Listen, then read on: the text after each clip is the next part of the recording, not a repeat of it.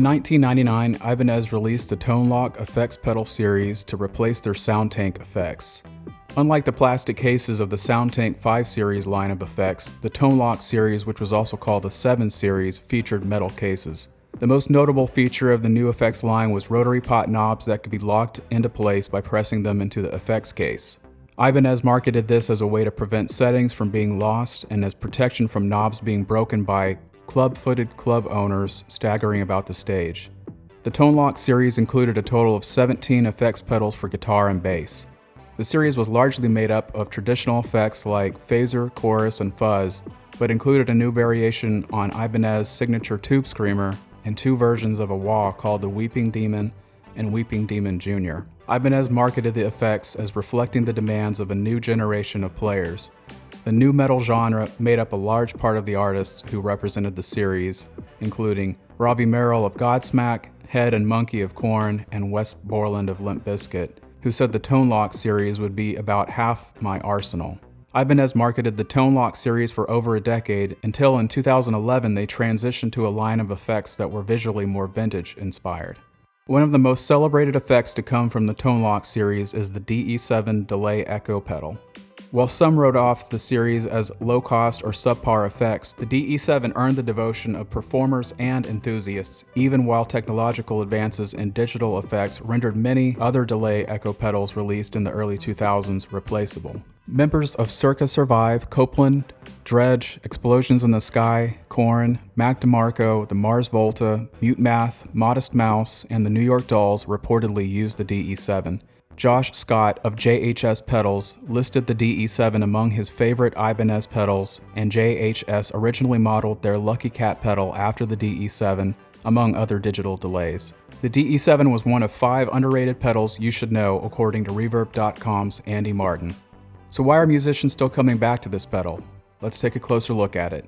The DE7 is a multi-effect with a mode switch, allowing players to switch between delay, which Ibanez calls high-tech digital sounds comparable to expensive rack units, and echo, which Ibanez called warm vintage tape echo sounds. The manual simplifies the difference between the delay and echo as hi-fi versus lo-fi. The rest of the controls are straightforward. The range switch makes broad selections in the length of the delay or echo. The time pot allows players to dial in the effect length further. The repeat pot controls the number of repeats, and the level pot allows players to choose the volume of the effect. Ibanez calls the pedal stereo, but don't expect any left and right channel ping-pong type of effect.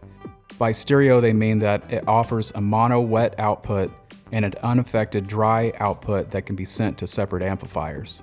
Some say that the DE7's coming out of the first year of production sounds slightly different than later years. The first year run was built in Taiwan and is distinguishable by a red internal LED visible through the hole surrounding the repeat knob. When the pedal is in echo mode, repeats gain character by passing through a clipping diode and an analog filter. The LED clipping employed by the early made-in-Taiwan models was apparently replaced by another type of diode in later production, which was built in China. The differences between production from Taiwan and China appear to be insignificant enough that there is no consensus on what those differences are or which sounds better. What else should you know about the DE7? It can add noise to your signal, though not enough to bother most. It's not true bypass. Like many digital pedals, the DE7 requires a good amount of current to run at its best, so an isolated power supply will give you the best results. DE7s in circulation are aging, so cleaning might be required for some. The noise and older components are enough that some players use the DE7 with the true bypass looper. This remedies switching issues and prevents noise from entering your signal when the DE7 is not in use. Another option is to entirely rehouse the pedal. This will likely set you back by at least twice the original cost of your DE7, but is an easy decision for diehard fans. Ibanez released a limited run of the DE7 with a pink case and called it the DE7C. The only change was the color of the case. This release was meant to mark 25 years of Ibanez contributions of analog and digital signal processors. Other delay and echo pedals that are currently in production may be a more reliable fit for some players, but the DE7 may be especially useful for players looking for excellent tone at a great price and for a secret weapon in the studio. It's extremely intuitive, which cannot be said for newer multi-effects that often sacrifice functionality for wowing players with a multitude of features. Here's what the delay and echo sounds like, along with my clean signal so you have an idea of exactly what the effects are doing.